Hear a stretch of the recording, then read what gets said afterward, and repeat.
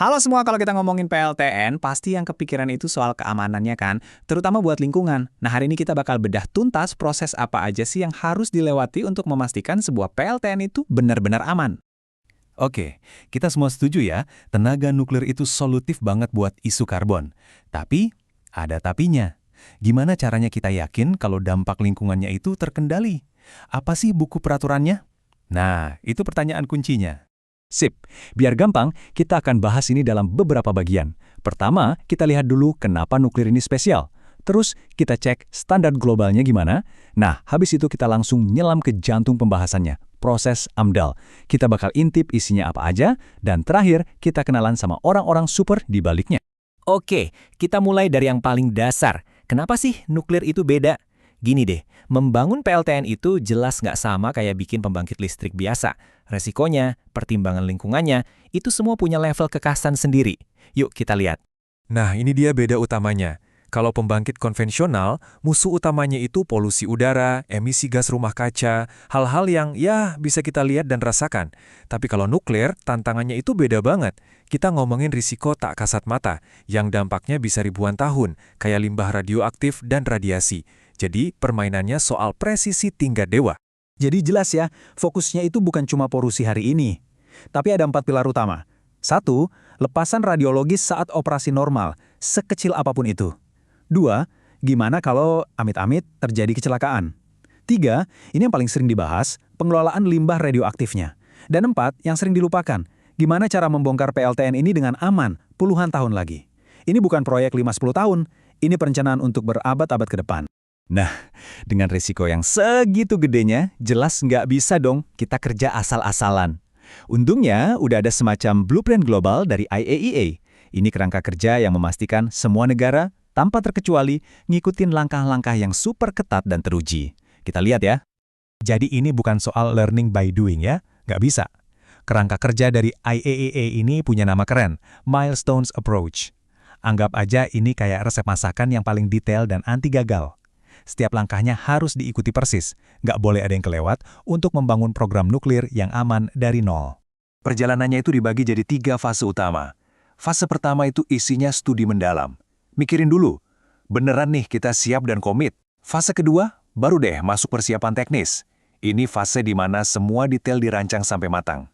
Nah, kalau fase 1 dan 2 ini udah lulus dengan nilai A, baru boleh masuk fase ketiga, konstruksi. Nggak ada ceritanya loncat-loncat tahap. Oke, sekarang kita fokus ke fase kedua tadi. Di fase persiapan ini, ada satu proses yang jadi jantungnya perlindungan lingkungan. Namanya analisis mengenai dampak lingkungan, atau yang lebih kita kenal sebagai AMDAL. Ini adalah fondasi dari segalanya. AMDAL tuh apa sih? Gampangnya gini, ini tuh kayak general check-up super lengkap untuk sebuah lokasi sebelum dibangun proyek apapun. Tujuannya buat mengidentifikasi, memprediksi, dan mengevaluasi semua potensi dampak. Jadi filosofinya itu mencegah, bukan mengobati.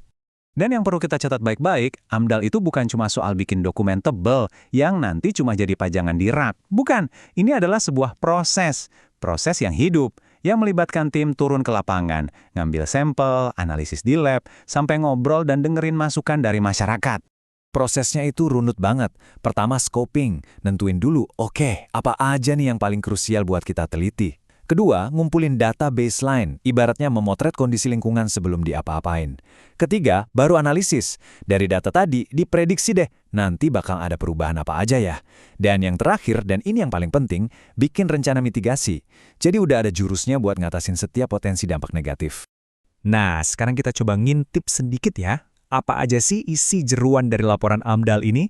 Data apa aja yang mereka kumpulin dan analisis? Jadi apa aja sih yang benar-benar dikaji di dalam laporan super tebal ini? Yuk kita lihat seberapa detailnya mereka bekerja. Karena ini bukan cuma ngomongin soal bangunan reaktornya aja loh, tapi tentang seluruh ekosistem di sekelilingnya. Oke, pertama mereka bakal memotret kondisi fisiknya.